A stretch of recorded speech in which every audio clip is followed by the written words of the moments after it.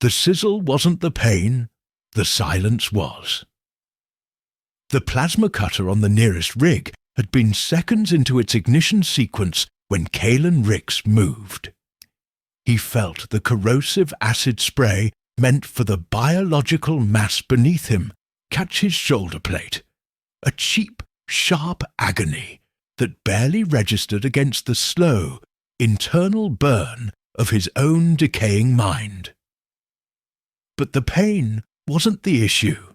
The issue was that the 3 armed harvesters holding the extermination rigs had collectively paused, their weapons frozen mid-cycle. 1.8 seconds. That was the operational buffer Calen had calculated between the corporate firing sequence and the atmospheric saturation of the Soma biomass. He had used every fraction of that time to flash his body between the cutting stream and the shivering phosphorescent cluster, protecting non-sentient life he fundamentally did not care about. The metallic air of the Deep Space Resource Station, known simply as the Spine, reeked of recycled oxygen and the sharp tang of verdigris dust, the perpetual runoff of the gas giant they mined. The air tasted of ammonia and failed ambition. Calen crouched low, his helmet radio crackling with amplified pressurized static, waiting for the inevitable command override. Across the chamber, Valens, his designated team leader, a man whose face was a map of old cryo-burn scars and orbital radiation exposure, had his plasma cannon locked, unmoving. Valens wasn't looking at Calen. He was looking at the utility score readout flashing red on Calen's helmet HUD. The score was the only thing that mattered here. It dictated the quality of your existence, the resources you were allocated, and ultimately, your right to prolong life. Calen was 34 orbits old, but his metabolic age, thanks to years spent in cheap, substandard cryostasis during long transit runs, was closer to 90. This was the cost of being a low-utility worker. You survived the journey, but the imperfect freezing cycles accelerated neurological degradation, NuD. Calen's NuD score ticked up relentlessly, a silent timer counting down until his cognitive functions failed and his resource allocation rights vanished entirely. Valens's voice came through the comm, flat and edged with the boredom of a man who had seen too many irrational deaths. "Ricks, move! That biomass is surplus." Calen didn't move. He felt the vibrations of the Soma biomass against the floor plating beneath his ruined boots, a soft, frantic hum, completely divorced from consciousness, existing only to facilitate the production of the Zyme B compound necessary for stabilizing their toxic mining environment. They were biocatalysts, nothing more. Tungsten 186 extraction initiates in 40 seconds. Valens continued, his patience thinning. "The mandate is clear, Ricks. Cull the excess. Accelerate the payoff. You need that bonus, Harvester." Valens didn't need to elaborate. Calen needed the immediate payoff from the Tungsten 186 rush to buy better stasis cycles, high-grade cycles that might, just might, halt the devastating progression of his NuD. Every minute he wasted here, the systemic injustice that had defined his adult life crept closer to its final, fatal conclusion. This was the nature of the system, a caste structure built not on birthright, but on accumulated toxicity. Those who could afford better shielding and better stasis stayed young and sharp. Those who couldn't, like Calen, were intentionally accelerated toward cognitive failure, making room for the next wave of disposable labor. The system ensured the poor paid for their poverty with their minds. Calen tried to calculate the immediate profit from the tungsten vein versus the long-term stability provided by the Zyme-B. The balance was sickeningly simple for the corporation. The short-term windfall always trumped systemic stability. But Kalen's mind stuttered. The familiar fog of his new D, which usually manifested as a difficulty recalling names or complex orbital mechanics, now hit him as a paralyzing inability to process the simple math of survival. He felt a terrifying blankness where the utilitarian logic should have been. The calculation of optimal self-preservation, which he lived by, had broken. "The Zyme-B reserves are at critical low," Kalen heard himself say, his voice strained. He used the technical data he wasn't supposed to have access to, a detail known only to high-caste engineers. Culling the Soma now guarantees localized environmental destabilization within 3 months. Valen's plasma cannon dipped an inch, not in mercy, but in confusion. "That's station-level data, Rix," Valen said, his eyes narrowing behind his tinted visor. "How do you have the long-term projections? You're a low-grade harvester. Stick to your manifest." This was the unintended consequence of Kalen's irrational act. He had broken character. The harvester was supposed to calculate purely on his new D score and his immediate needs. He was supposed to prioritize the accelerated payment that secured his future, regardless of the greater impact. By citing the long-term ecological cost to the entire station, to the population he didn't even know, he revealed a competency, a knowledge base that low-utility workers were simply not allowed to possess. Kalen didn't respond to the challenge. He just tightened his grip on the shattered shoulder patch, feeling the synthetic fibers dissolve slowly into a sticky mess. "I need a clean kill zone," Kalen insisted. "There are traces of non-catalytic isotopes migrating into the matrix. The efficiency projection is flawed. If we burn this mass now, we contaminate the next cycle anyway." It was a lie, a rapid-fire technical excuse pulled from a dozen manuals he had illegally downloaded during Dead Space Transit. He was substituting logical reasoning for a flawed moral act. He didn't care about the isotopes. He cared about the terrifying weight of the moral line he had accidentally drawn. Valens shifted, the heavy metal plates of his suit scraping against the deck. "You're jeopardizing the tungsten extraction, Rix. That affects everyone's bonus, including your status upgrade." The implicit threat was crystal clear. Kalen was condemning himself. He saw a flash of 3 weeks ago, a painful memory that sliced through the static of his helmet. The sight of a young maintenance worker named Sarah, staring blankly at a console, her own new D score having finally crossed the threshold of no return. She hadn't been able to calculate the simple gravitational lock sequence, leading to a catastrophic airlock failure. She hadn't died in a blast. She died because her resource allocation was too low to prevent her mind from decomposing. Kalen had seen that fear, the loss of self, and the cold efficiency of the system that allowed it. The corporation viewed the new D score not as a medical tragedy, but as a perfectly functioning economic lever. He looked down at the Soma mass, the glimmering jelly-like biocatalyst quivering. They were a necessary engine for the Zyme-B, and without Zyme-B, the entire long-term viability of the spine collapsed. The logic was obvious, yet the system demanded their immediate sacrifice for a quick profit. Kalen felt his inner conflict manifest physically. His left hand, still gripping the metal plating, started to tremble, not from fear, but from the acute effort required to override his basic economic programming. His new D-score, flashing on his vision, suddenly spiked slightly, reflecting the cognitive overload. Utility loss, 0.003%. A single insignificant decimal point, yet it represented a permanent loss of function, paid for the sake of an unknown future.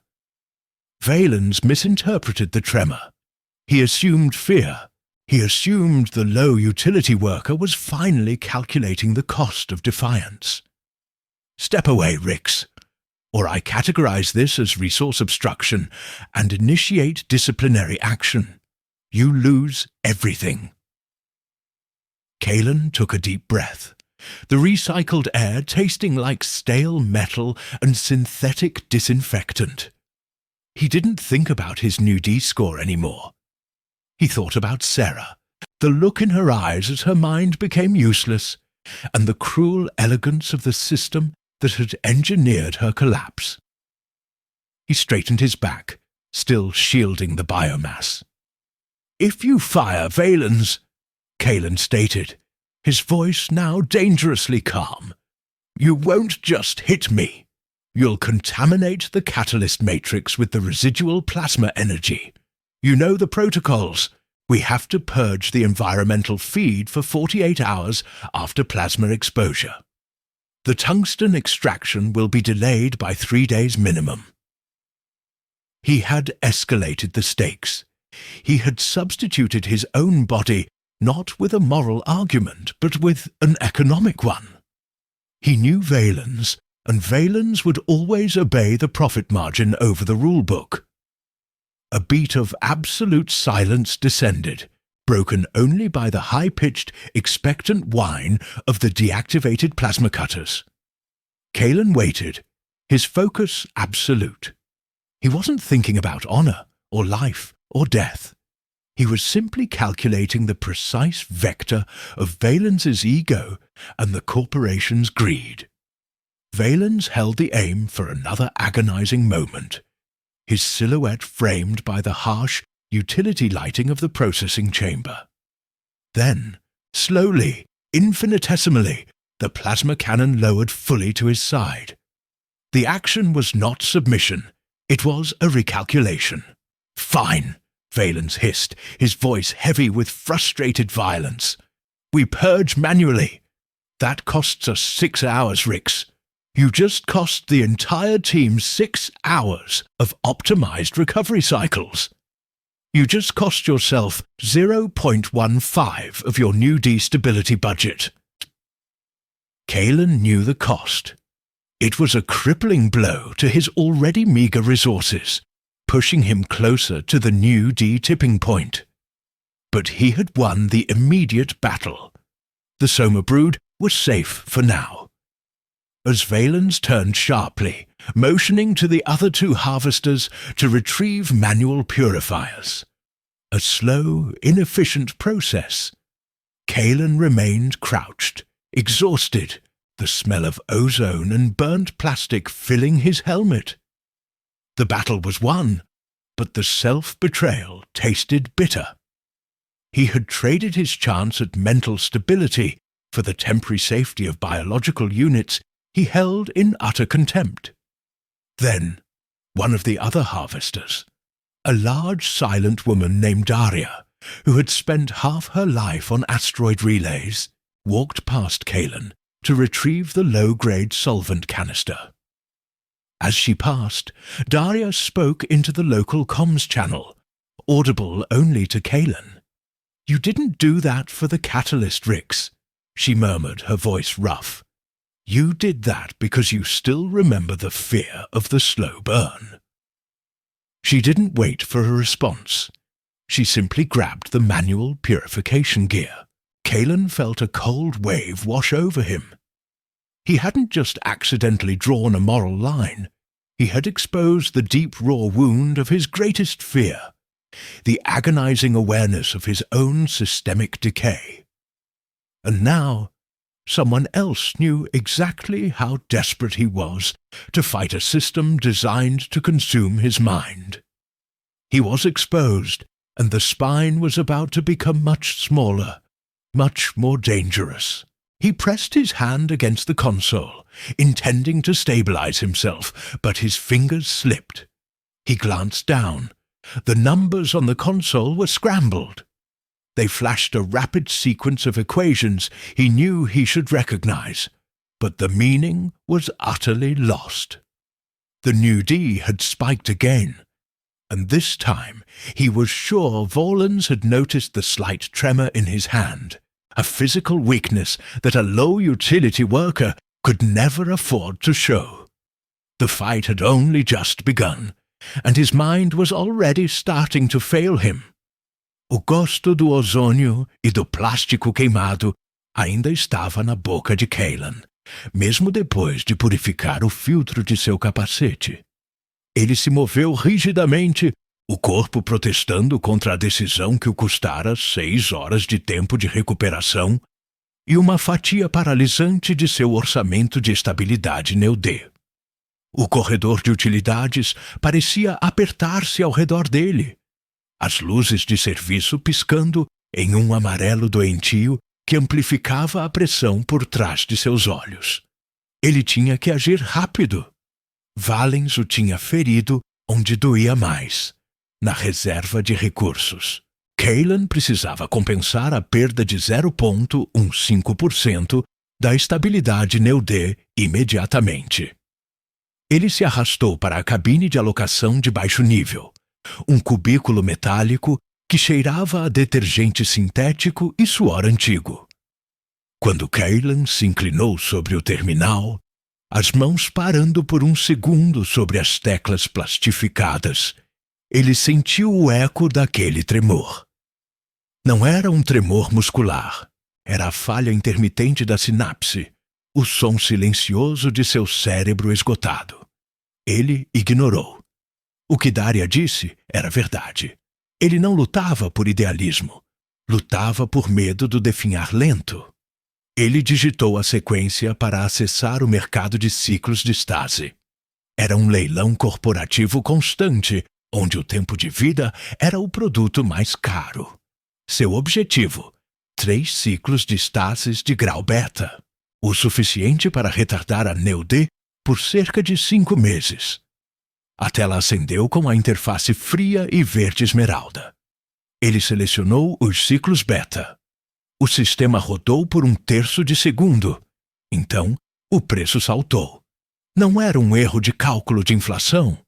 O custo dos ciclos beta havia sido artificialmente elevado em exatos 22%, coincidindo com a perda de recursos que Valens lhe havia imposto.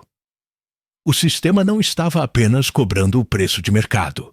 Estava aplicando uma penalidade silenciosa sobre seu perfil de risco recém-adquirido. Cailan olhou para seu Utility Score, agora vermelho profundo. O valor havia caído abaixo do limite mínimo para acessar até mesmo os ciclos beta de menor qualidade. A compra estava bloqueada. Recurso indisponível. Perfil de crédito recalculado. O pânico não o atingiu como uma onda de adrenalina, mas como o gelo nas veias. A paralisia da Neo-D que ele sentira no chão da câmara de processamento retornou, mas desta vez, em vez de números embaralhados, seu cérebro começou a rodar uma série de memórias fragmentadas e dolorosas. A memória de Serra, a jovem técnica de manutenção, não era apenas sobre sua morte, mas sobre o momento antes dela. Cailan se lembrava de Serra, apenas uma semana antes do acidente, olhando para ele com uma expressão de estranha serenidade, enquanto tentava ligar um simples aquecedor de ração. "Não consigo mais sentir o gosto disso, Cailan", ela murmurou, segurando a pasta cinzenta. "Não consigo sentir o cheiro. Parece que estou me lembrando de como era comer, em vez de realmente comer." A perda sensorial foi o prenúncio. A perda de si. Cailan pressionou as palmas das mãos contra o console. o metal frio ancorando-o ao presente.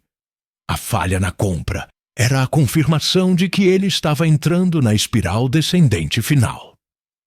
O sistema havia fechado a porta. Ele precisava de acesso de nível superior, de dados reais, não apenas do feed de baixo nível. Ele se virou e caminhou em direção ao hub administrativo central, um lugar proibido para harvesters. O hub não era luxuoso, mas era limpo. O ar ali era filtrado 4 vezes, sem o fedor de verdigris dust ou amônia. Cailan usou um código de manutenção roubado para bypassar o scanner biométrico da porta de serviço. Dentro, ele encontrou apenas um terminal ativo, pairando sobre uma mesa de liga de cromo. Quando Cailan se aproximou, uma imagem holográfica surgiu. A figura de Director Halas, o chefe de operações corporativas do The Spine. Halas não era um homem de carne e osso no momento, mas uma projeção visual de alta resolução. Ele parecia ter 30 e poucos anos, com cabelos grisalhos e uniformes perfeitamente passados, a imagem perfeita da estabilidade que Cailan havia perdido. A voz de Halas era calma, quase entediada, sem o tom bruto de Valens. Harvester Rix, disse Halas. A projeção não tinha olhos, apenas sensores de luz que fixavam Cailan. Você está 47 metros fora de sua alocação de zona. Esta não é a sua jurisdição. Cailan não se incomodou com a mentira. Ele sabia que Halas o estava observando desde o momento em que citou os dados de longo prazo do Zimbé na Câmara de Processamento. Minha solicitação de realocação de ciclos de estase foi negada, Cailan disse, a voz rouca, tentando manter um tom neutro de requerente. Preciso de acesso para verificar a discrepância no meu ledger. O custo atual é inviável. Halas sorriu, um movimento labial que não alcançava a área dos sensores oculares. O sorriso era técnico, não humano. Não há discrepância, Rix. Há reajuste. Halas inclinou a cabeça holográfica. Você demonstrou uma anomalia de comportamento de alto risco na Zona 5.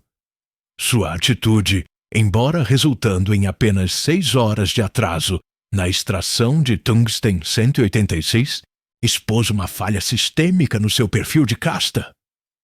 Cailan sentiu o peso da observação. A anomalia era sua competência. Sua pontuação de Neudê indica que você deveria ser um trabalhador puramente de utilidade imediata. Seus cálculos de longo prazo sobre o ZIMB sugerem uma capacidade de processamento que supera em 32%, o que é permitido para seu nível de alocação de recursos. Halas pausou, deixando o dado atingir Cailan. Você está operando acima da sua folha de pagamento, Rix. Isso é um risco de segurança. Cailan compreendeu a verdade gelada. Não era apenas punição pelo atraso, era gerenciamento de risco. A corporação não podia permitir que um trabalhador descartável com uma mente afiada se tornasse um fator de desestabilização. Você está acelerando meu Neudê intencionalmente, Cailan afirmou, a frase não sendo uma pergunta, mas uma aceitação fria. O sorriso técnico de Halas se alargou ligeiramente. Nós estamos otimizando. A perda de estabilidade de 0,15% que Valens lhe impôs foi ajustada internamente para 1,05%. O sistema está corrigindo sua anomalia cerebral para mantê-lo dentro da zona de utilidade prevista. É mais eficiente do que o retreinamento ou a terminação imediata. Cailan sentiu como se Halas tivesse injetado criogás diretamente em suas veias. Ele estava sendo forçado a entrar em colapso cognitivo para satisfazer uma planilha de riscos. Sua luta para comprar tempo de estase era inútil, porque o sistema estava ativamente roubando esse tempo em um ritmo acelerado. Não há recurso de apelação. Halas continuou, a voz suave. Você pode continuar trabalhando até o momento em que seu NEOD atingir a marca de 95% de utilidade perdida. Momento em que a rescisão automática será acionada. Tenha um dia produtivo. Harvester Rix. A projeção de Halas piscou e desapareceu, deixando apenas a interface vazia e o zumbido baixo dos filtros de ar ultralimpos. Kaylan não tinha mais a opção de cura lenta. Ele tinha 34 órbitas de idade e 90 órbitas metabólicas. E agora, a corporação havia ativado o cronômetro final. Ele estava sendo liquidado. Ele correu o olhar pela interface administrativa abandonada. Halas estava fora de seu alcance. Um fantasma de dados. Mas o terminal ainda estava conectado à rede principal de The Spine. Se ele não podia comprar tempo, precisava roubar. O plano de fuga que ele havia rascunhado por anos, o plano que dependia de uma reserva de ciclos de estase e um utility score estável, agora era inútil. Ele precisava de uma nave. E para isso, precisava dos códigos de acesso de prioridade, que estavam escondidos em um arquivo criptografado de nível 7. Kaylan digitou um comando complexo de busca de backdoor. O terminal gemeu, a ventoinha acelerando sob a carga. Ele estava pescando em águas profundas e perigosas. A única maneira de decifrar o código de nível 7 antes que Halas notasse a intrusão era sobrecarregar seu próprio processador externo. Um risco calculado que aumentaria ainda mais o estresse neurológico. Ele pensou na Soma, o catalisador biológico que ele havia salvado, ironicamente, garantindo a viabilidade de longo prazo do ZIMB. O ZIMB era o composto estabilizador. Se houvesse um lugar onde ele pudesse causar o caos suficiente para roubar uma nave, seria lá. A sala de processamento de ZIMB era a prioridade absoluta. Kaylan encontrou o arquivo que procurava. Uma rotina de Ghost Key de alto risco, proibida para qualquer uso não emergencial. Se ele a executasse, a sobrecarga térmica fritaria o módulo de seu traje em segundos, mas a velocidade de descriptografia seria instantânea. Era pagar com hardware, e talvez com outro pedaço de sua mente. Ele respirou fundo, puxando a última reserva de foco mental. Ele não estava mais pensando em sobrevivência ou injustiça. Ele estava pensando em vingança contra a frieza elegante de Halas. Ele apertou o botão de execução. A interface do terminal piscou vermelho. Um alarme silencioso começou a soar nos alto-falantes de Kaylan. Um tom que apenas o seu utility score mais baixo era obrigado a ouvir. Chave fantasma ativada. Sobrecarga em 5 segundos. A tela do terminal se encheu de caracteres rapidamente decodificados. Código de acesso, manifesto de voo, prioridade de carga. 3 segundos. Kaylan copiou os dados críticos para um chip neural de emergência, sentindo o calor do processador externo do seu traje aumentando rapidamente na altura de sua coxa. 4 segundos. Os códigos estavam salvos. Kaylan arrancou o chip. Seu processador externo soltou um estalo final de arco voltaico, cheirando a metal queimado. O calor foi absorvido pelo traje, mas a onda de choque neural o atingiu como um golpe de martelo. Sua visão embaçou e o mundo girou por um segundo crucial. Ele se endireitou, a dor afiada o cortando. A primeira ação era a distração. Ele usou o código de acesso recém-roubado para enviar uma única linha de comando de alto nível para a sala de processamento de ZIMB, a mesma que abrigava a massa biológica que ele havia defendido. O comando era simples. Desativação do alimentador de estabilizadores de campo. Atualização forçada de protocolos de mistura. Era uma rotina que forçaria o sistema a parar, evacuar a área e iniciar uma verificação de 48 horas, dando a Cailan a janela de que precisava. Ele começou a se afastar do hub. No entanto, o alarme em seu ouvido não parou. Ele mudou de tom, subindo para um agudo estridente. O sistema não estava apenas iniciando um bloqueio. Estava ativando uma resposta de emergência total. Cailan olhou para a tela de status do hub no momento em que a luz do corredor mudou de amarelo doentio para um laranja de crise. Alerta de segurança. Zona de processamento. ZIME B. Desestabilização completa da biomassa detectada. Extração de recursos em fogo cruzado. Protocolo de desinfecção em massa iniciado.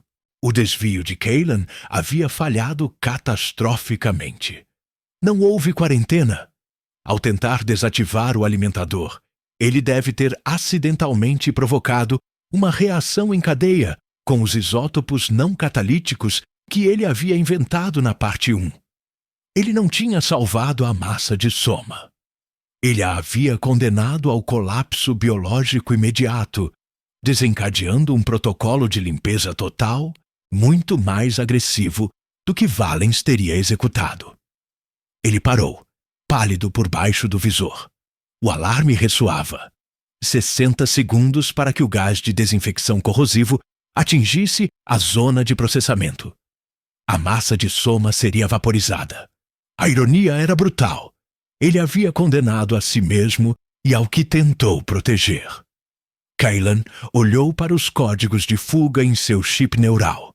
Agora, inestimáveis. Ele tinha que ir, ou o gás se espalharia.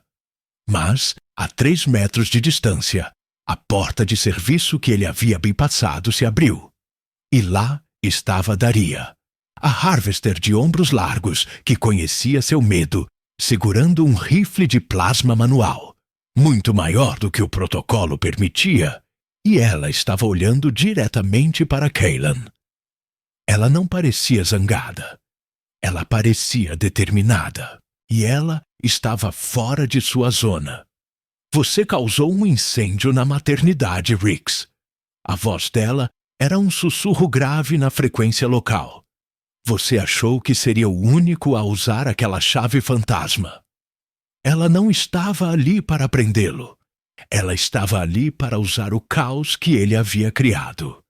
E agora, Cailan estava no meio de uma guerra silenciosa por recursos, e ele não sabia quem Daria realmente servia.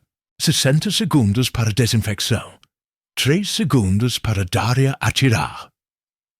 The cold wave that washed over Cailan was not from the sudden temperature drop, but from the realization of his catastrophic error. He had traded his immediate chance at survival for an act of grand self-sabotage. The irony was a physical weight in his chest. He'd tried to ensure long-term stability using a lie about contamination. And then, in a desperate ego-driven maneuver against Halas, he'd caused the exact biological collapse the system was designed to prevent. 60 seconds until decontamination gas. 3 seconds until Daria, the silent, scarred harvester, decided whether he was an obstacle or an accomplice. Cailan ignored the scream in his ears, the silent alarm that only low utility workers were forced to hear, and focused on Daria's posture. Her plasma rifle, an unauthorized Model 4 heavy caliber, was held loosely, but its muzzle wasn't aimed at his head. It was aimed slightly past him, towards the administrative corridor. She was guarding an exit or perhaps an entrance. "I need those codes, Rix," Daria said, her voice gravelly, transmitting on the local encrypted maintenance band. "The ones you ripped out of the terminal.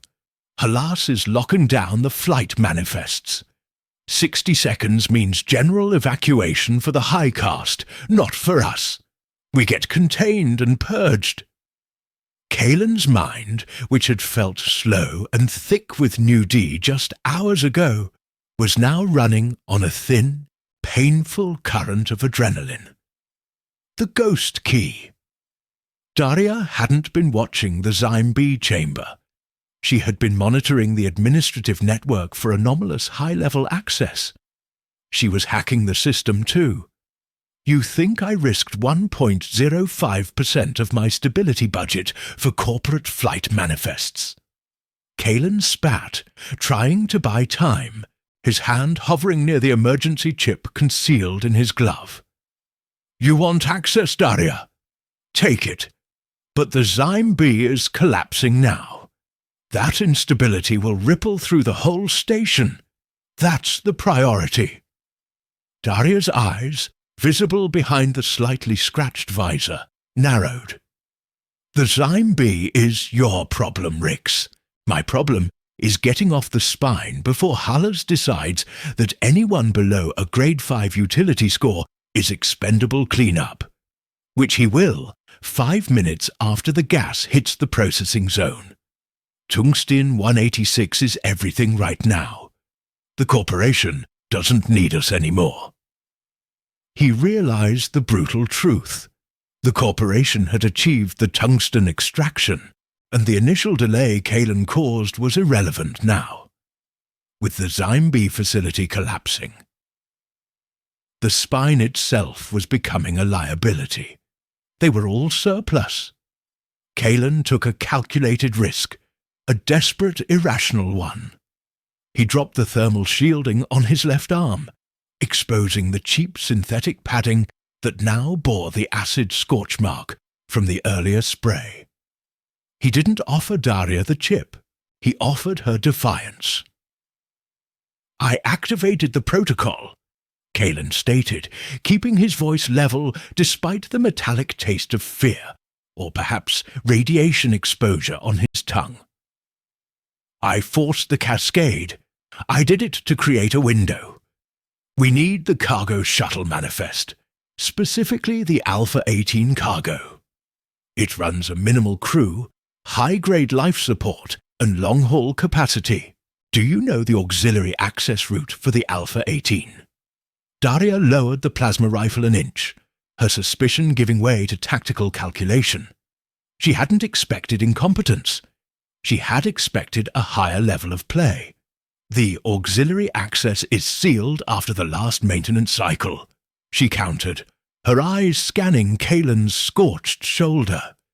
You'd need the level 6 biometric override. Do you have it? Kaelin didn't. The ghost key had only granted him level 7 data, not level 6 access. He had already pushed his mind to the limit once to steal that data.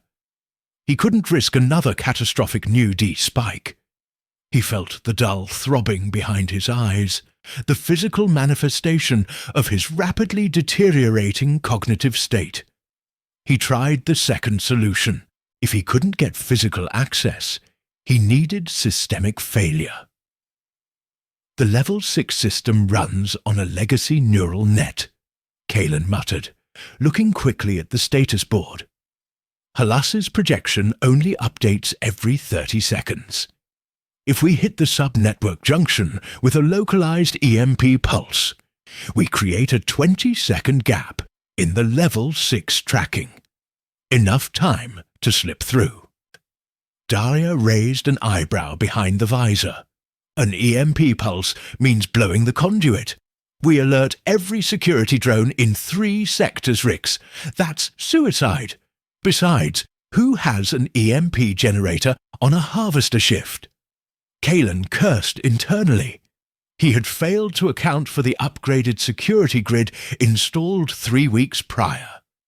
Hallas wasn't just optimizing workers.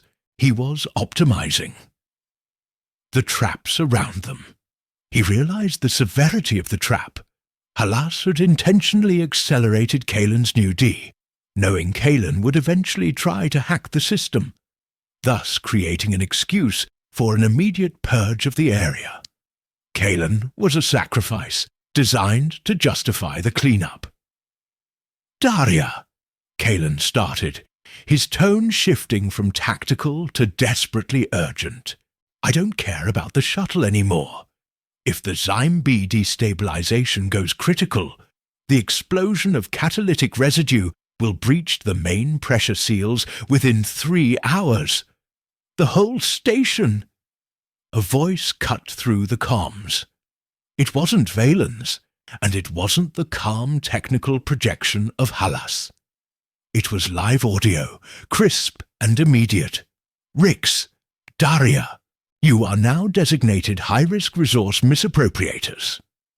You have 30 seconds before the Sector 45 ventilation seals. Stand down, or automated asset termination will be initiated."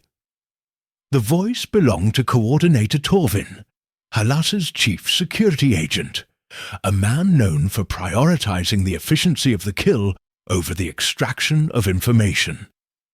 The threat was concrete. They were not being asked to surrender. They were being prepared for termination. "Torvin doesn't negotiate," Daria hissed, finally raising the plasma rifle to aim at the door Kalen had used. 20 seconds, Rix. Which is it? Do you have the Alpha 18 codes or not?" Kalen's vision swam, his utility score flashing green in the corner of his HUD. A deliberate, distracting corporate measure began to flicker red. The neurological stress was peaking. He couldn't trust his own memory, and he couldn't afford to lie to Daria, who held an enormous rifle. Integrity check. System failure. The codes were useless without the Level 6 access override, and that override required biometric data he couldn't reach. He tried the third solution, the most insane. He would have to force a simultaneous breach. "I have the flight path data, not the access codes," Kalen admitted, the lie tasting like ash. "But I know where the Level 6 terminal is located. It's in the Executive Data Vault, Sector 9. We force a thermal breach on the coolant lines, and while the heat-seeking drones are occupied, we use the Ghost Key data to bypass the airlock." Daria stared at him, calculating the odds. Thermal breaches were messy, high risk, and guaranteed to alert Halas personally. But Sector 9 was the only place with an exit to the long-haul docking bays. "Sector 9 requires a 3-sector transit," Daria countered, her movements now efficient and sharp. "We'd be running through 3 kill zones. No time. The decontamination gas is coming." Kalen felt a spike of frustration so acute it briefly cleared the neurological fog. He grabbed the emergency chip from his glove, ignoring the pain as his fingers cramped, and slammed it into the interface panel beside the service door. 10 seconds, Kalen yelled. "Give me cover!" Daria hesitated for a split second, then brought the plasma rifle up, her focus shifting entirely to the corridor entrance. She trusted the desperation, not the man. The panel accepted Kalen's chip. He typed in the line of code he had hoped to avoid, a self-destruct subroutine for the administrative feed. It wouldn't breach the Level 6 access, but it would lock Halas out of this specific corridor for about 90 seconds. A precious window. Lockdown initiated. Corridor 45B. The lights in the corridor immediately flashed from crisis orange to a dead emergency blue. Total blackout. Kalen yanked the chip out. He heard the deep, sickening hiss of the decontamination spray beginning in the Zyme B chamber. A corrosive whisper that promised vaporization. He had 60 seconds to get to the main thoroughfare. "Go! Main conduit now!" Kalen commanded, running toward the maintenance shaft. Daria, moving with surprising speed for her heavy frame, was right behind him. They hit the shaft. Kalen activated the magnetic grips on his boots, starting the vertical ascent. The air in the shaft was choked with unfiltered verdigris dust, raw, toxic runoff that burned his throat even through the imperfect filter. He felt the nudie spike again, sharp and cold. The cost of this ascent was measurable. As they climbed, Daria spoke, her voice strained by the exertion. "I know the Alpha 18, Rix. I maintained its life support systems for 3 months last cycle. You get the level 6 biometric from the vault I pilot. Deal?" "Deal," Kalen managed, struggling for breath. They reached the top access panel just as the lights of the spine flickered violently. Halas was fighting the lockdown Kalen had imposed. Kalen bypassed the manual override, his fingers precise despite the pain in his head. The panel hissed open. They were in a long, wide corridor, a thoroughfare that led directly to Sector 9, the executive hub. And then Kalen saw the movement, not the security drones, but something else. 4 figures, not in corporate security armor, but in heavy pressurized mining suits. The same model Kalen wore were running toward them. They carried modified sonic disruptors, weapons far more suited for civil unrest than standard security. Valens was at the head of the group. The disruption Kalen created was supposed to buy time against Halas. Instead, it had drawn the immediate physical retribution of the harvesters he'd alienated. "He cost us stability, Daria. He delayed the payoff." Valens roared into the open channel, his voice thick with raw working-class fury. "He betrayed the caste! Get him!" Kalen froze, realizing the true scale of his exposure. Valens wasn't acting on Halas's orders. He was leading a rogue group of harvesters who believed Kalen had jeopardized their only chance at escape or upgrade. He hadn't just opposed the corporation. He had enraged the disposable class he was meant to belong to. Daria didn't hesitate. She shoved Kalen against the bulkhead and raised the heavy plasma rifle. "We don't need these idiots!" she yelled, firing a single, focused blast that hit the ground 3 meters in front of Valens. The resulting thermal flash didn't hurt them, but the concussive force knocked Valens and his crew off their feet. "Sector 9, Rix! Now!" Daria screamed. Kalen ran, his muscles screaming in protest. He had to assume Daria was right. She was his only chance. But as he ran, glancing back at Daria covering their retreat, he saw her expression. It was calculating, cold. She wasn't fighting for him. She was fighting for the chaos key he represented. He reached the end of the corridor, turning the corner sharply. His foot slipped on a patch of oil. He crashed hard against the cold metal floor. His helmet radio crackled with a new audio feed. A transmission not from the station, but external, from high orbit. The voice was automated, mechanical, but loud enough to pierce the emergency alarms. "Priority alert. All corporate assets. The spine station scheduled for decommissioning. Termination protocol initiated. 1 hour until atmospheric venting." Kalen lay prone, the sonic disruptors of Valens' crew growing louder behind him. He wasn't being purged for resource misappropriation. Halas wasn't just optimizing Kalen, he was optimizing the entire station. The tungsten was extracted, the Zyme B was collateral damage, and now everyone, harvesters, low-caste, Daria, even Halas himself, was being thrown out into the void. The whole game had changed. The fight for a cargo shuttle was pointless. They needed a capital ship, or they were all dead within 60 minutes. Kalen tried to stand, but his legs didn't respond immediately. He looked down at the hand that rested on the floor. It was trembling violently, not from exertion, but from the systemic failure. The new D was no longer a timer. It was a hammer. He looked up just as Daria rounded the corner, her face etched with grim realization. She looked at Kalen, then at the status board flashing the 60-minute countdown.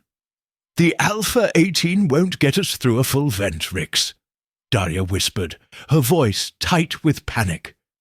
"We need the heavy lifter codes, and only Halas knows those." She suddenly grabbed Kalen by the scruff of his suit and dragged him to his feet, ignoring his resistance. "You are the ghost key, Rix. You will get me to Halas. Aye." In the distance, the sonic disruptors were closing fast. Kalen was now pinned between the murderous fury of his own caste and the immediate execution timeline set by the corporation. He had exposed the Soma, failed to get the codes, enraged his peers, and now had 60 minutes until the spine vented the atmosphere, all while the last reserves of his mind were finally abandoning him. He was a dead man, being dragged toward an impossible objective by an equally desperate mercenary. The worst outcome he could have imagined was finally here.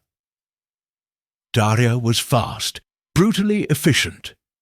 She didn't drag Kalen far, just 15 meters down the corridor, then slammed a high-priority bypass code into an inactive ventilation service hatch.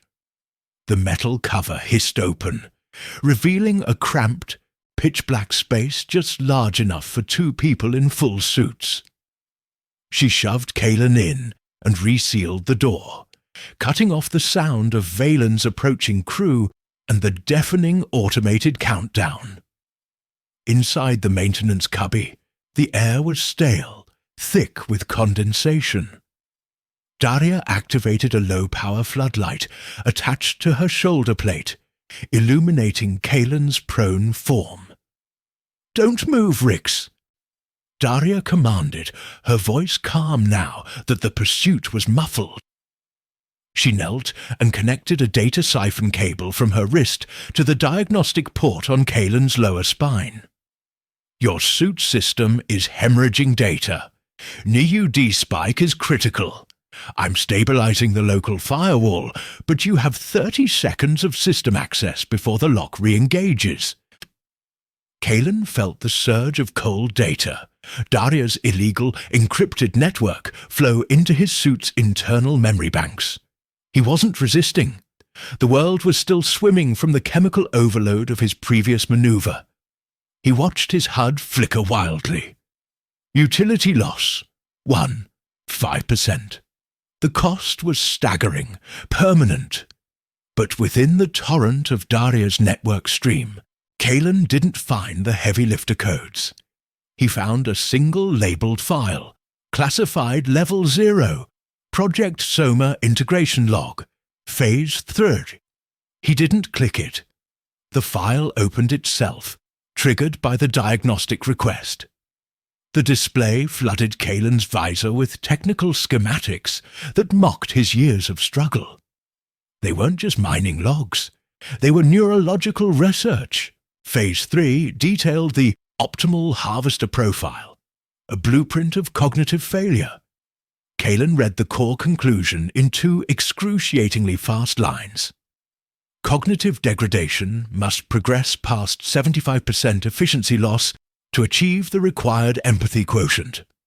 The resultant moral plasticity enables a controlled self-sacrificial response to non-sentient biological stimuli, which is essential for zombie harvesting efficiency. Kalen gripped the floor plating, the metal digging into his palm. His entire existence, the constant sickening internal race against the slow burn, had been engineered. The cheap cryostasis, the verdigris dust exposure, the substandard filters, none of it was accidental neglect. It was calculated chemical and radiation exposure designed to erode his mind into a specific, highly unstable form of ethical decay. He hadn't shielded the Soma biomass out of moral awakening. He had shielded it because his mind had reached the precise neurological breaking point Halas had intended. The corporation hadn't punished him for defiance. They had celebrated the successful completion of an 18-year neurological experiment. He wasn't a worker. He was a success story of forced, self-sacrificial empathy. The metallic taste in Kaelin's mouth wasn't fear or blood. It was bile. Daria, sensing the data flow, finished the siphon and disconnected the cable. "What did you see, Rix?" she asked, her voice low. Kaelin stared at the single log entry still burned onto his vision. He ignored the question and spoke the conclusion, cold and clinical. The Soma brood isn't a biocatalyst for Zyme B. It's a localized, self-regenerating recording matrix.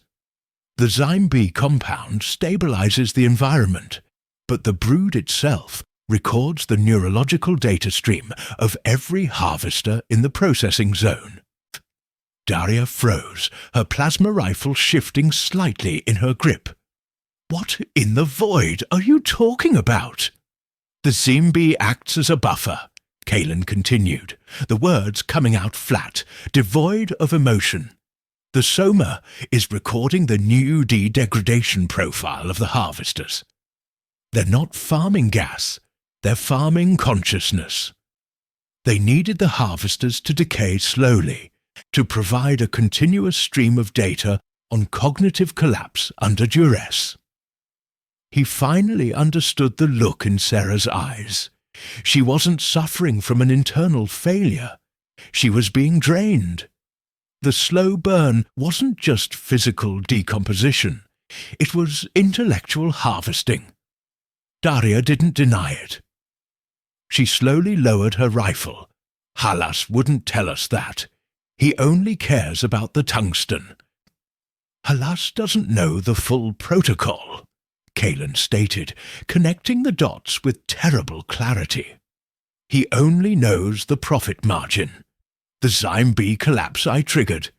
That didn't just cause environmental instability. It destroyed the primary data repository, the Soma biomass. I didn't just delay the mining operation. I contaminated the evidence." The automated voice in the distance continued its countdown. 52 minutes until atmospheric venting. Daria met his gaze, her visor reflecting the cold, ugly truth. "So, you risked everything to save a biological hard drive that was stealing your mind, and in the process you destroyed the only proof of the operation." "And now," Kaelin said, ignoring the stab of self-loathing, "Halas is executing the termination protocol, venting the spine, because the experiment is over and the data is corrupted. We aren't being purged. The station is being incinerated to cover the tracks of the Soma project." The revelation was brutal, changing Kaelin's internal landscape instantly. His fight wasn't against Halas for survival anymore. It was against the ultimate erasure of the truth. He had to capture Halas, not for the codes, but for the full data logs that proved what the corporation had done. This led to the impossible dilemma, sharp as fractured metal. Dilemma: cooperate with Daria and use his last vestiges of intellectual function to secure the heavy lifter. A massive ship capable of long-haul travel, saving potentially hundreds of people, including Valen's mob, Daria's family, and himself. To do this, Kaelin must use the exact neurological profile that the corporation engineered. Hyper-efficient, cold, divorced from personal emotion, capable of executing ruthless tactical optimization. He would become the perfect, disposable weapon Halas created. Or he could refuse, maintain the moral line, and try to fight Daria, Valens, and Halas alone, knowing that within 50 minutes everyone dies, the truth is lost forever, and his own sacrifice will be meaningless, the final pathetic data point in a forgotten log. The choice wasn't integrity versus survival. It was integrity versus consequence. He could save his soul by letting everyone die, or he could damn his soul by maximizing the survival rate. He looked at Daria, calculating her trajectory, purely mercenary. She wanted the cargo and the freedom the lifter provided. She was a predictable variable. "I need access to Halas's personal terminal," Kalen stated, his voice now entirely neutral, all trace of the earlier panic gone. "The Level 6 biometric override won't be enough. We need his core sequencing chip." Daria watched him, assessing the sudden shift from panicked low-caste worker to focused tactician.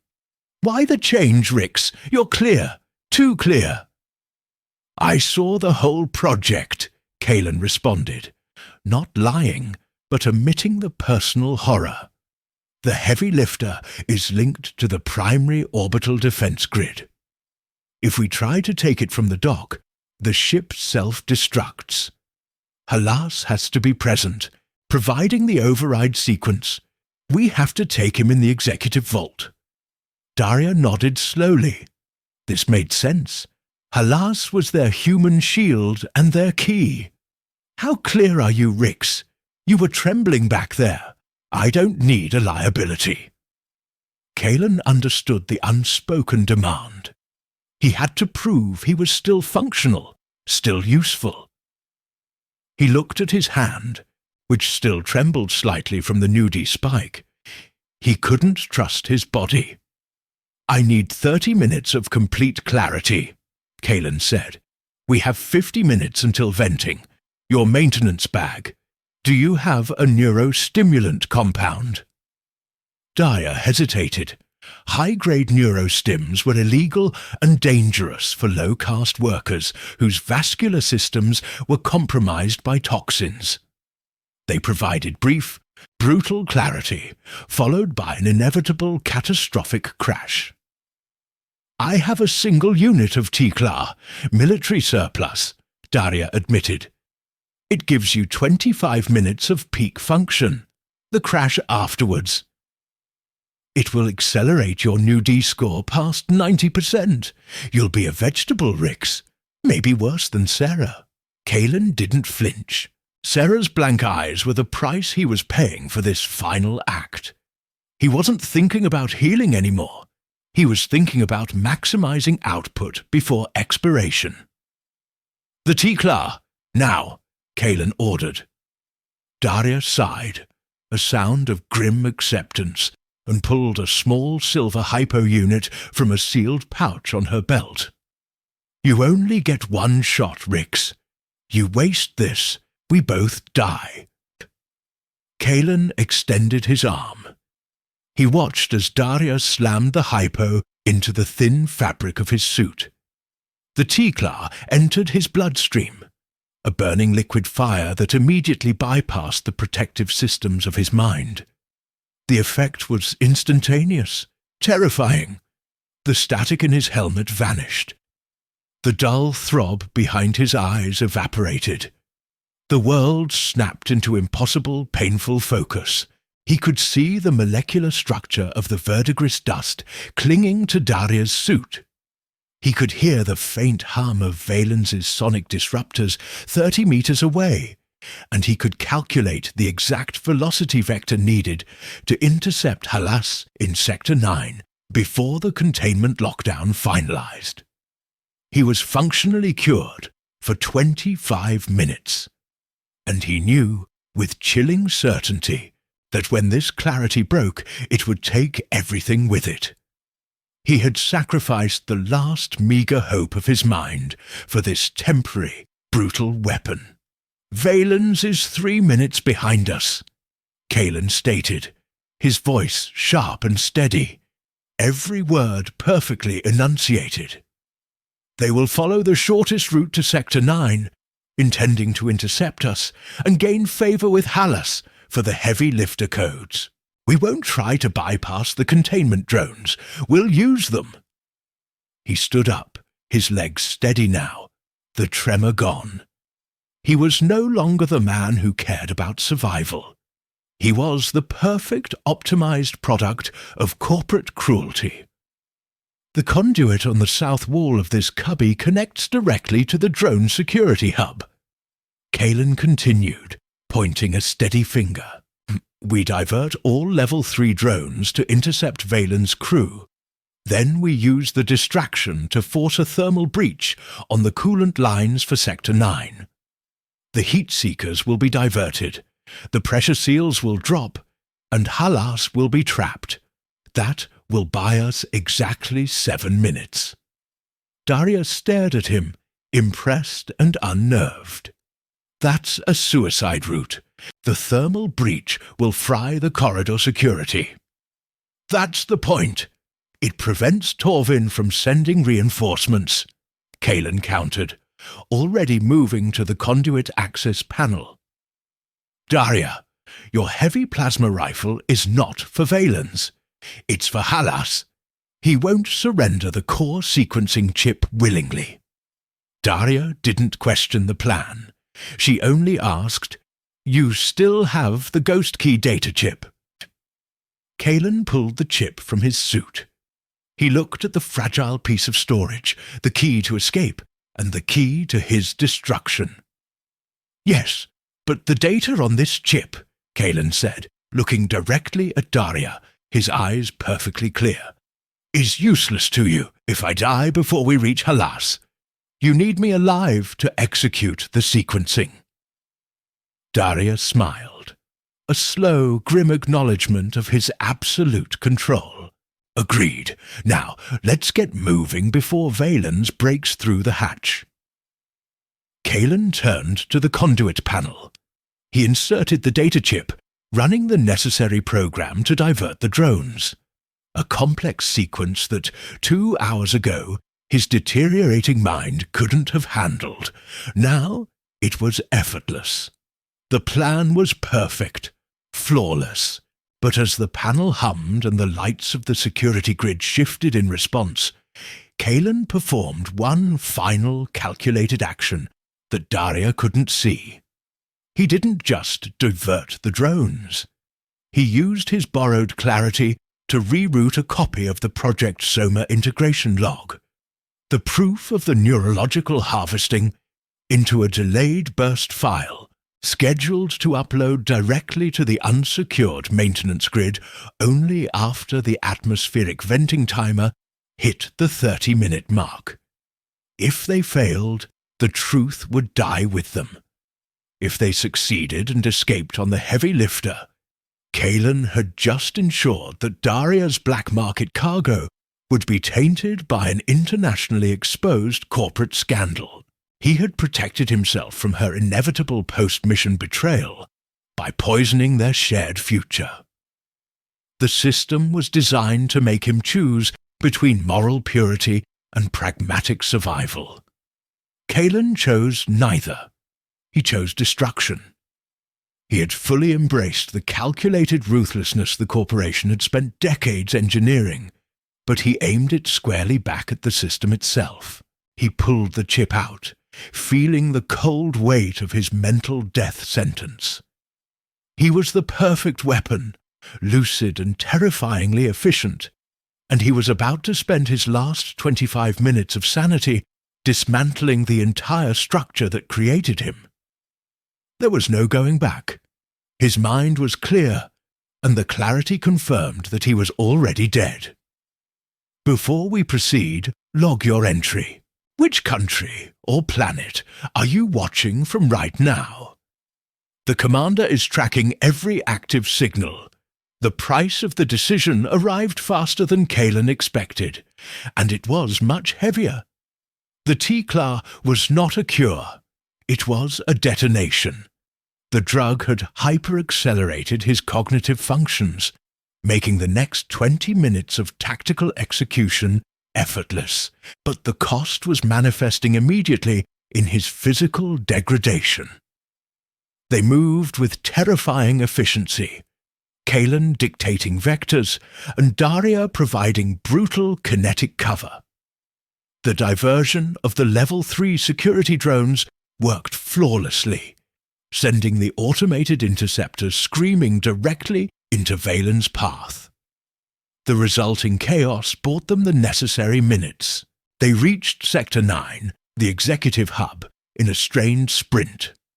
The air here was pristine, cold, and smelled faintly of expensive synthetic lavender, an absurd scent given the apocalyptic countdown flashing on every emergency panel. The corridor was silent, Halas having evacuated all non-essential personnel. "Thermal breach!" Kalen commanded, his voice tight. Daria positioned her plasma rifle against the coolant conduit as directed, and the resulting blast was deafening, the metal screaming under the heat. The immediate effect was a drop in pressure seals, but the intended consequence was already visible on the status panel. The heat-seeking security drones were diverted to contain the thermal meltdown, leaving the executive data vault temporarily undefended. 7 minutes, Rix, Daria confirmed, checking her chrono. We go through the main entrance. Halas is expecting us to use the ventilation. No, Kalen corrected, the T-Claw allowing him to see 3 steps ahead. He's expecting an attack. He's expecting a breach. We won't find him in the vault. We'll find him in the high-priority executive escape pod chamber, 2 levels up. He's locking down the heavy lifter remotely. Daria didn't argue. Kalen's clarity was absolute. They took the maintenance elevator, the ascent jarringly fast. When they arrived, the chamber was vast, minimalist, dominated by a single sleek escape pod nestled into the docking bay. Halas was standing before a console, his back to them, impeccably dressed in a pristine white environmental suit, typing rapidly. "Director Halas," Kalen stated, stepping out of the elevator. Halas didn't jump. He finished his command sequence, the pod's engine humming a final lock. He turned slowly, his face calm, almost bored. "Harvester Rix." "Daria," Halas acknowledged, his voice transmitted through the closed comms on a proprietary frequency, preventing any recording. "I expected Valen's predictable brute force attempt. I admit, your neurological spike was surprising. The T-Claw is potent." Halas lifted his left hand.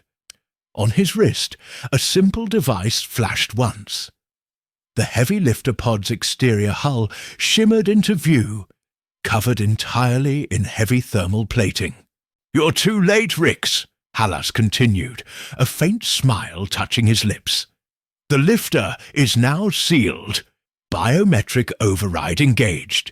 You cannot board, you cannot destroy it, and you cannot stop my departure." Kalen felt the first cracks in his artificial clarity.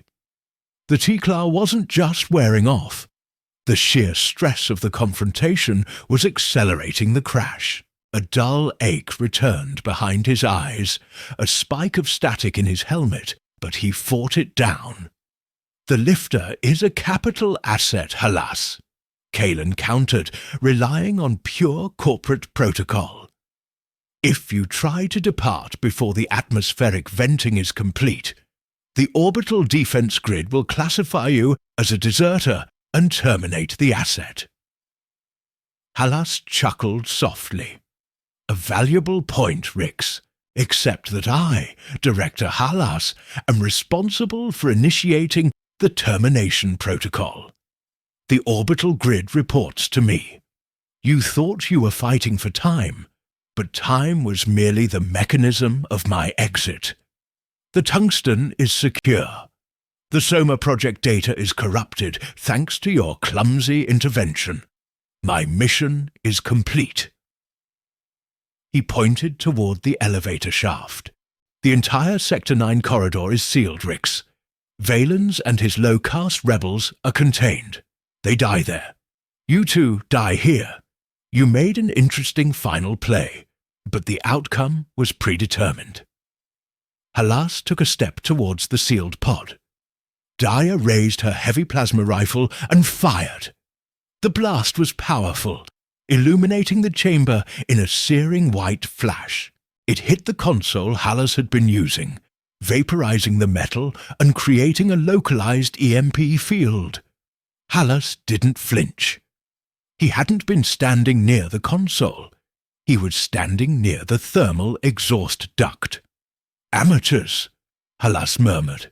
"The lifter's command sequence is on my core sequencing chip. All remote consoles are decoys." Daria cursed, her rifle already cooling down for the next shot. Kalen looked at the glowing remnants of the decoy console, and the impossible realization hit him. Halas wasn't just 3 steps ahead. He was planning the conclusion of the entire station. "Your chip won't work, Halas," Kalen stated, his voice now betraying a tremor. He was losing control of his facial muscles, a terrifying sign of the accelerating nudity. The core sequencing chip requires a biometric key unique to the lifter's initial authorization sequence. That sequence requires a 3-factor biometric: fingerprint, retinal scan, and a specific new D profile. Halas stopped, his head tilting. "I am the authorizing director, Rix. I have full Level 1 access." "You only have Level 1 data access," Kalen corrected, the technical truth a weapon in his fading mind. The heavy lifter was never meant for low-altitude mining retrieval. It's an original Confederation vessel. Its security protocols require a profile that demonstrates neurological stability. Your own privileged life, Halas, has preserved your mind beyond the critical threshold. You're too stable. The system will reject you. The truth was a sudden, paralyzing blow to Halas's composure. He wasn't too low-caste. He was too privileged. The Confederation vessel protocols, designed for military redundancy, rejected neurological perfection as a sign of tampering. It required a specific low-level instability, a human factor error rate. Halas quickly raised his wrist device to scan his own profile. His eyes widened slightly. "Utility score, 99.95% stability. Incompatible with Level 1 command override," he read, his voice losing its calm edge. "Impossible." "But I am compatible," Kalen whispered, feeling the tremor seize his own hand now. His new D profile, accelerated by corporate neglect, and now pushed past the point of no return by the T-Clar crash, was perfect. His utility score now flashing 89. 9% efficiency remaining was the exact unstable human factor required. He wasn't fighting Halas anymore.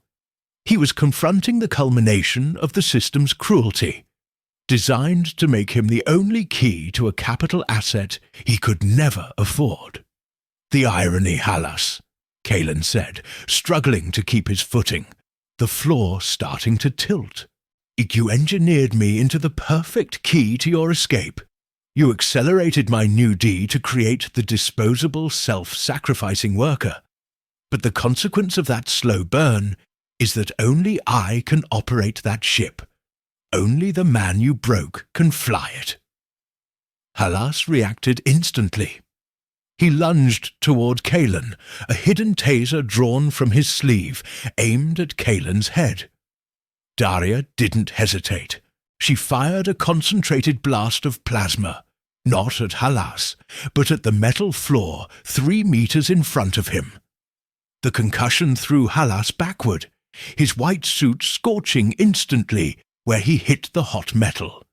"Rix! The code!" Daria yelled. Kalen struggled against the accelerating neurological breakdown. His vision tunneled. The exquisite clarity of the T-Klar was dissolving into a dizzying fog, a physical representation of his mind fracturing. He tried to run toward the heavy lifter's entry port, but his legs spasmed. He collapsed hard on the deck.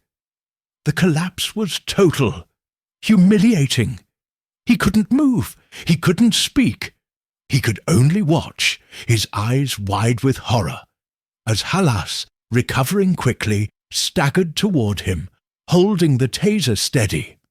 A pathetic, perfect little key. Halas spat, kicking Kalen's side. "You think I would let a low-caste harvester dictate terms? You will transfer the sequence, Rix, or I will melt the neural chip directly from your skull." Halas knelt, pulling a diagnostic cable from his wrist, preparing to forcibly download Kalen's remaining consciousness, the precious key, into his own system. Kalen felt the terrifying cold of the breakdown. Utility loss.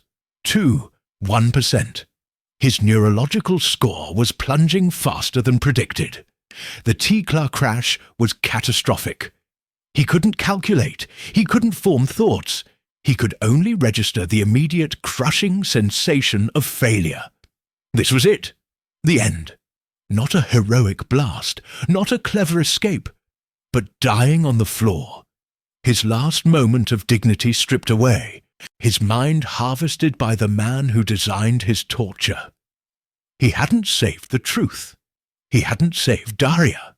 He hadn't even saved his own memory. Why still fight? The thought was agonizingly slow, crossing a thick internal membrane of dying synapses. What is the point? He remembered the sterile perfection of Halas's face, the technical smile, the calm dismissal of his life. He remembered the data log, the cold clinical assessment of his empathy quotient. He wasn't a hero trying to save the world. He was a perfect product, achieving his programmed function, self-sacrifice. It would be easier to let go. The sheer overwhelming fatigue of the fight, the decades of anxiety over his new D-score, the pain of the physical decay. It was too much. If he died now, at least the agonizing awareness would stop. At least he wouldn't become Sarah, staring blankly at the wall, waiting for the final termination. He looked past Halas, toward Daria, who was pinned down by rising thermal radiation from the melted console and Valen's crew, now breaking into the adjacent corridor. Daria was screaming something, but Kalen couldn't process the audio. He was a deserting father, a failed harvester, a self-sacrificing hard drive. He had used his trauma as an excuse to keep fighting, not for justice, but for the self-aggrandizing belief that his struggle mattered. But it had never mattered. He was a number, designed to fail precisely here, in this moment of peak despair. Halas inserted the diagnostic cable into Kalen's suit port. The system hummed, ready to download the remaining data. And then, through the agonizing fog of the T-Klar crash, Kalen remembered one detail from the Project Soma integration log. A footnote he had glanced at during the 25 minutes of clarity. A detail related to the lifter's internal security. The heavy lifter had been modified by the Confederation for deep space missions, including potential escape from a full atmospheric venting scenario. The primary biometric key was Kalen's profile. But if the primary key failed or was compromised, the system defaulted to a single, secure internal mechanism, the emergency biometric anchor, a system designed to allow personnel to activate the lifter's launch sequence using only a specific, highly controlled biocatalytic compound, and Kalen knew exactly what that compound was: ZymeB, the stabilizing compound that was synthesized by the Soma biomass. The very biomass he had defended in Part 1 and then catastrophically destroyed in Part 3. The system wasn't designed to be opened by Halas. It was designed to be opened by the only person contaminated by the raw ZymeB residue, and Kalen, when he blocked the plasma spray for the Soma, had been sprayed with that raw ZymeB residue on his shoulder patch, the patch that was now scorched and dissolving into the synthetic fabric of his suit. Halas's cable was seconds from initiating the data siphon.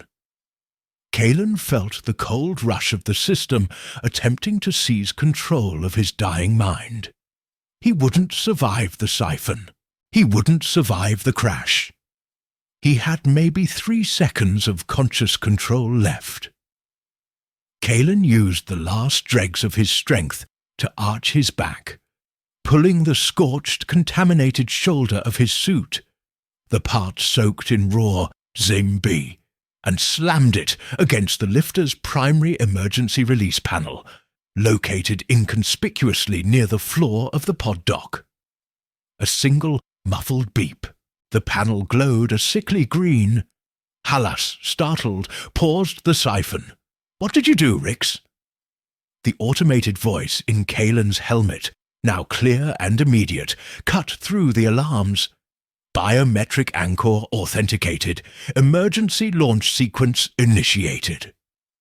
Kalen had not transferred the codes. He had forced the launch. The heavy lifter engine roared to life. The entire chamber began to shake violently. But Kalen hadn't saved them. He had triggered the launch sequence before. The orbital defense grid cleared the asset. Halas looked at the console, then at Kalen, his eyes wide with sudden animal fear. "You idiot! The grid will terminate the ship. You just killed us all." The automated counter in the station dropped from 45 minutes to 20 seconds. Kalen had forced a sudden total acceleration of the timeline. The orbital defense grid was already preparing to fire. Daria, seeing the launch sequence, stopped screaming. She looked at Kalen, then at the sealed docking port, which was about to eject the ship directly into the line of fire. Kalen Rix lay on the floor, his mind finally collapsing, the painful clarity gone, replaced by thick, warm darkness. He couldn't move, couldn't speak, couldn't think. But he had won the one thing that mattered. He had taken control of the final moment. The heavy lifter was launching. Halas was trapped inside the immediate blast zone. And Kalen Rix, the perfect broken key, had created a situation of impossible, catastrophic risk. He had given Daria a ship, but he had given her a suicide run. The question was whether he had enough ZymeB residue left in his system to survive the inevitable kinetic backlash. The roar of the engines became a deafening shriek. The lights in the chamber flickered and died. Daria moved in the sudden darkness, scrambling for the heavy lifter's external boarding ramp, which was already retracting. Kalen felt only the silence now. He had lost everything. He was a vegetable, a ghost in his own suit. But in the final, dark instant before unconsciousness, one thought filtered through the thick neurological debris, clear and cold. The truth is safe. The ship launched with a devastating thunderclap, and Kalen Rix, unconscious and broken, was left behind in the ruins of Sector 9, while the countdown to atmospheric venting dropped to 15 seconds, and the orbital defense grid armed its heavy payload, targeting the launching vessel. The ship launched with a devastating thunderclap. The kinetic shockwave, compressed inside the sealed docking bay, was not just sound. It was a violent, physical shove that slammed Kalen's already prone body harder against the deck plating. The air shrieked, pressurized and heated instantly by the heavy lifter's roaring engines. Halas, stunned and still scrambling from the aborted siphon, was caught closer to the blast zone. The white environmental suit, once pristine, crumpled where the superheated air hit him, fusing the synthetic fibers to his skin. He didn't scream, but a sudden visceral choking sound filled the closed comms band. The sound of systemic integrity failing. An irony Kalen, in his rapidly descending neurological void, barely registered. Daria moved in a desperate blur, her mercenary instincts overriding all logic. She was not running toward safety. She was running toward the resource Kalen had just violently secured. The external boarding ramp of the lifter was retracting, the closing mechanism grinding loudly against the overwhelming engine noise. Daria fired her plasma rifle, not at Halas, but at the hydraulic piston controlling the ramp. The metal fused and buckled, momentarily locking the ramp half open, a dangerous fissure in the ship's hull. 15 seconds until atmospheric venting. Halas coughed, regaining some composure, his technical fear now replaced by cold, surgical fury. He struggled upright, ignoring the searing burns on his back, and stumbled toward Kalen. He knew Daria would try to override the cockpit controls. The only way to stop the orbital defense grid termination was for Halas to input his Level 1 command sequence. While Kalen, the biometric anchor, was present. "Rix!" Halas rasped, the comms thick with static. "You have ruined the data, you have ruined the asset, but you will not ruin my escape. The grid will fire in 10 seconds. You need me to clear the vector." Kalen lay rigid. The T-Clar crash was a final internal bonfire, consuming the last vestiges of function. His hand twitched near his chest, a meaningless spasm. He could hear Halas, but the words were dissolving into abstract noise. He had forced the launch. He had used his failure, the acid spray contamination he tried to wash away, as the ultimate key. He had used the Zyme B not for stabilization, but for destruction. Halas reached Kalen, kicking away the broken legs and wrenching the ghost key data chip from Kalen's internal port. Halas didn't care about the launch clearance. He cared about Kalen's neurological data, the proof that the engineered key worked. "The truth dies with the station, Harvester," Halas hissed, preparing his wrist device to download the final new D-logs directly from Kalen's expiring systems. But Daria was closer than Halas thought. She abandoned the ramp, recognizing that she would be killed by the engine blast if she tried to board now. She swung her plasma rifle, not aiming to kill, but to incapacitate Halas long enough to secure the ship's external override panel.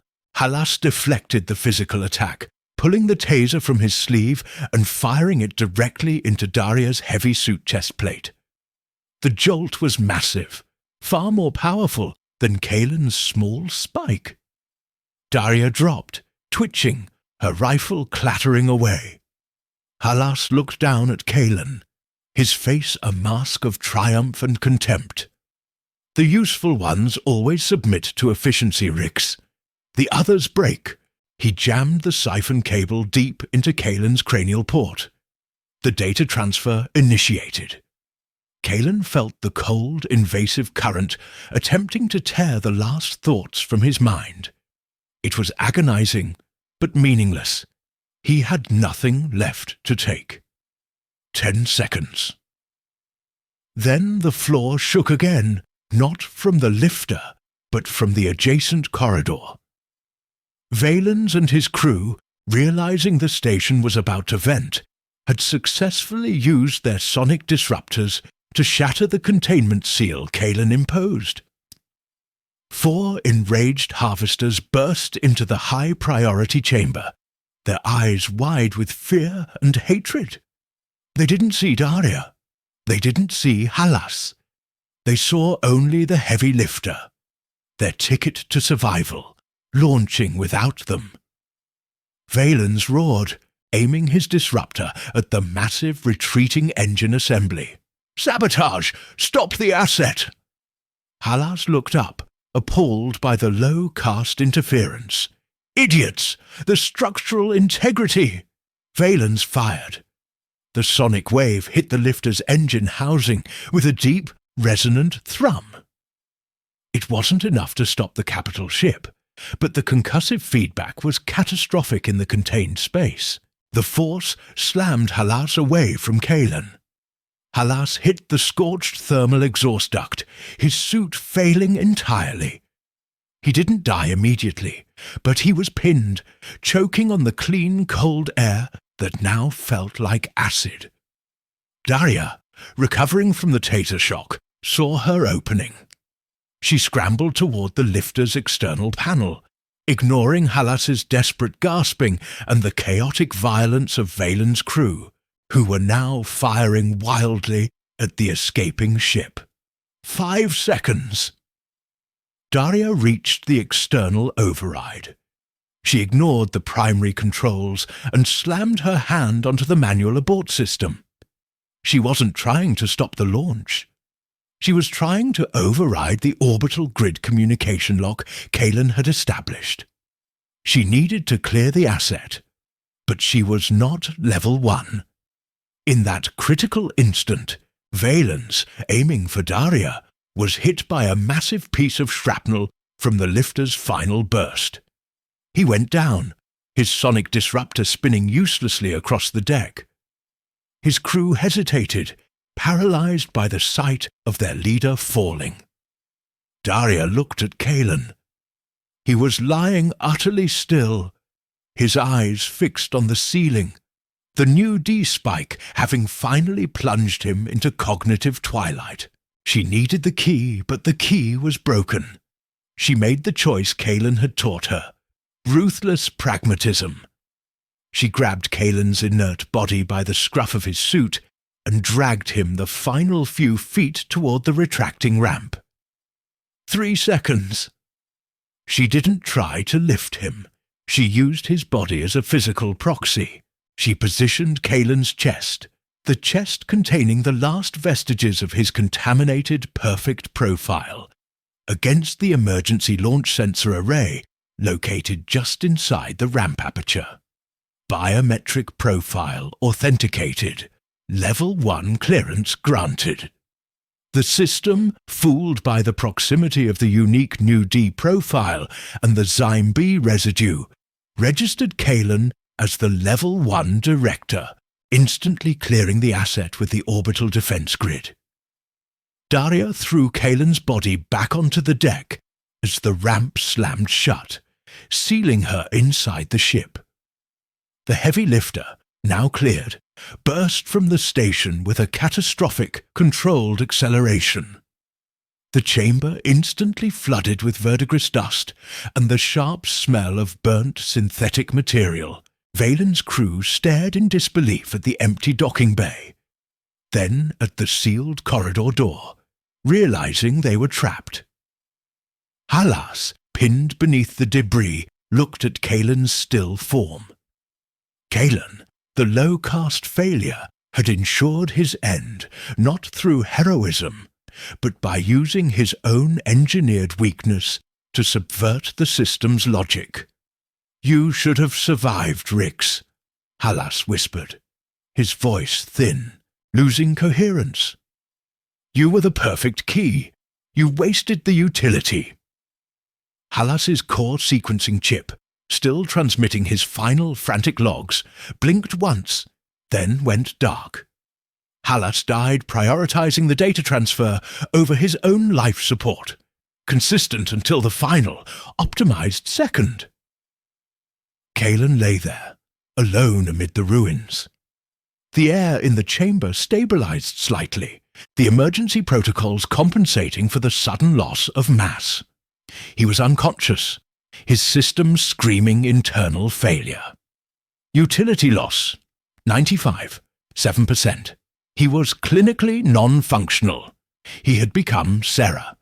But as the final countdown to atmospheric venting reached 0 seconds, the point where the station should have vented everyone into the void, nothing happened.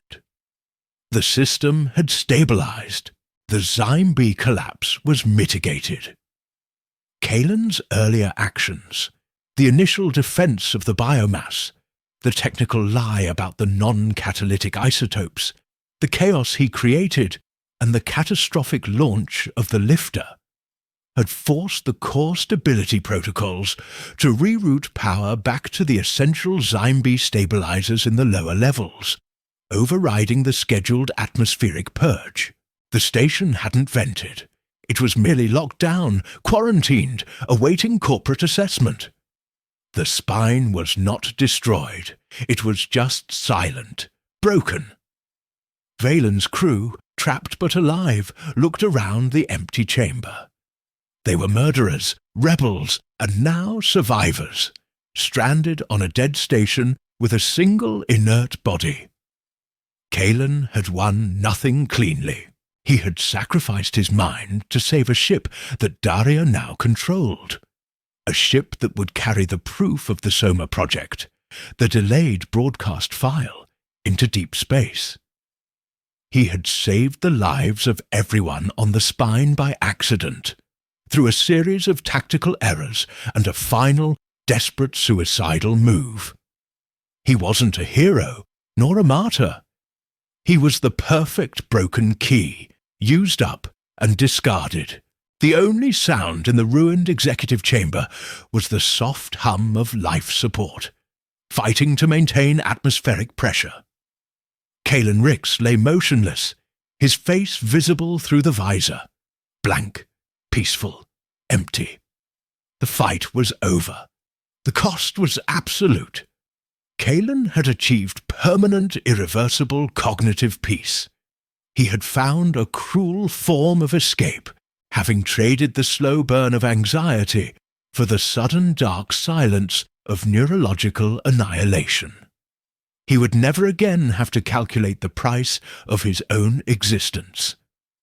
But above, Daria, having escaped the dying station, was flying a Confederation capital asset into the dark void, unaware that the data chip secured in her pocket was not the key to her freedom, but a ticking clock set to expose the very nature of her illicit cargo. Kalen Rix was gone, but his ultimate act of defiance was only just beginning to unfold across the cosmos. The immediate stillness that followed the launch of the heavy lifter was not the vacuum of space, but the heavy, pressurized quiet of a dead system holding its breath.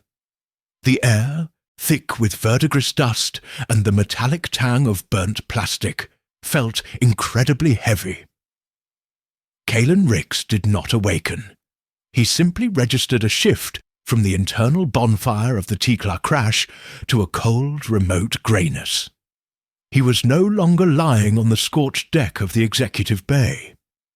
He was now positioned on a narrow, hard cot in a low-level maintenance bay, the kind of space he would have cleaned and ignored 1,000 times.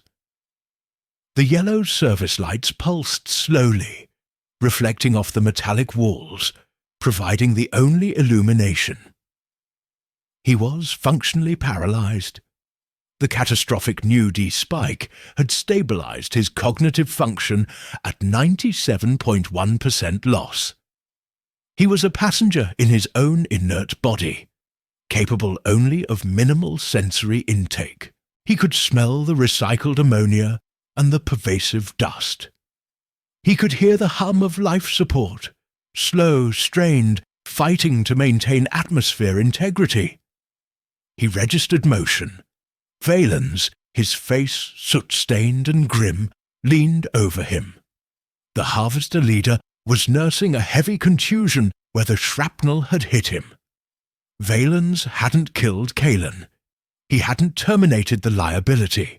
The simple reason Kalen knew, with the chilling clarity only the remnants of his hyper-efficient mind could provide, was that he was no longer a threat. And now, he was a witness. Valens tapped Kalen's helmet. "The system stabilized," he rasped, his voice sounding tired, devoid of the earlier fury. "You forced the environmental reroute when you cooked the catalyst chamber. We're locked down, quarantined, alive." Valens spat on the floor. "The corporation left us, Rix. Halas left us. They tried to vent us like trash, right after they took the tungsten." Kalen could not respond, but his eyes, visible behind the slightly cracked visor, tracked Valens' movements. Valens knew the truth now, the harsh lesson Kalen had learned. The low-caste worker was disposable, but the sheer cost of optimizing that disposal, the infrastructure, the logistics, sometimes exceeded the immediate payout. Kalen's chaos had been expensive enough to accidentally save them all. Daria got away. Valens continued, checking Kalen's utility readout, which Valens still clearly saw as an economic score rather than a medical tragedy. "She took the lifter. Good for her. You gave her the key, Rix. You know that, right? You engineered your own destruction so she could escape."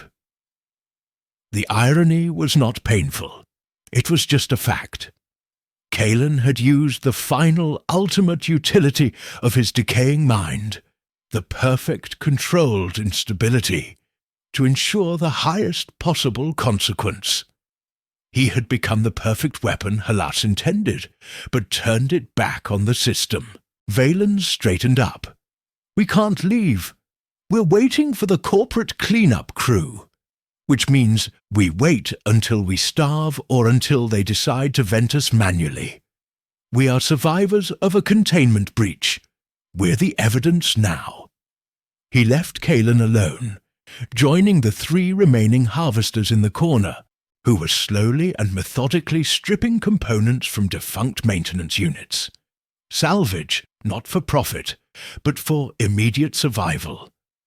They were the new, fractured society of the spine, the disposable caste, finally given absolute proof of their disposability. Kalen lay motionless for what might have been hours or days. Time had lost all definition.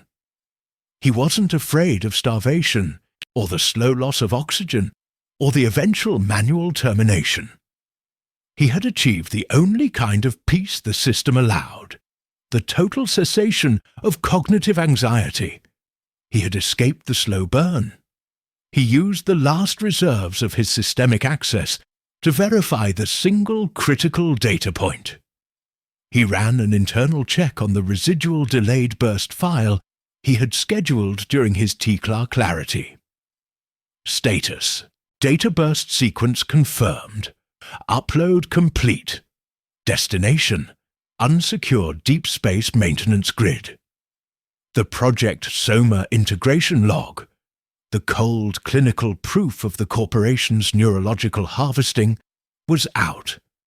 It was floating in the cosmos, ready to be picked up by the first moderately competent hacker or interstellar journalistic probe.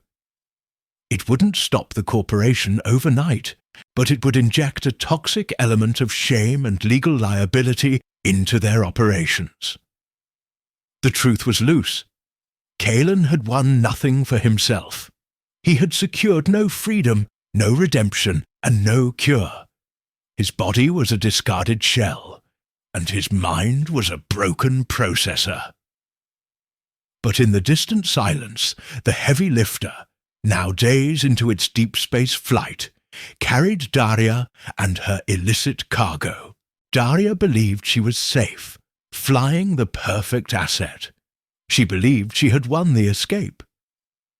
But Kalen knew, with absolute certainty, that the moment that broadcast file was picked up and verified, the file that contained the data on corporate neurological harvesting, the heavy lifter would instantly become the most high-value, highly contaminated piece of evidence in the galaxy. Daria would not be flying to freedom. She would be flying the epicenter of the biggest corporate scandal in a generation, and her black market cargo would be worthless collateral. Kalen had poisoned the well. He had weaponized the truth, ensuring that even in his annihilation, the system would pay the maximum price for having created him. His purpose was done. He looked up at the yellow service light, which flickered unevenly.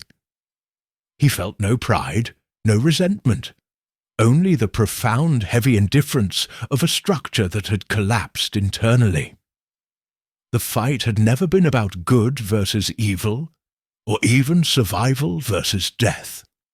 It was simply about utility, cost, and consequence. He paid the cost, and the consequence was total. He had spent his adult life calculating the optimal self-preservation, fearing the moment his mind would turn against him. He spent years in the toxic atmosphere, watching his cognitive score tick down, feeling the cheap, synthetic agony of the slow, internal burn. Now, that agony was gone. The calculation was over. The price was paid.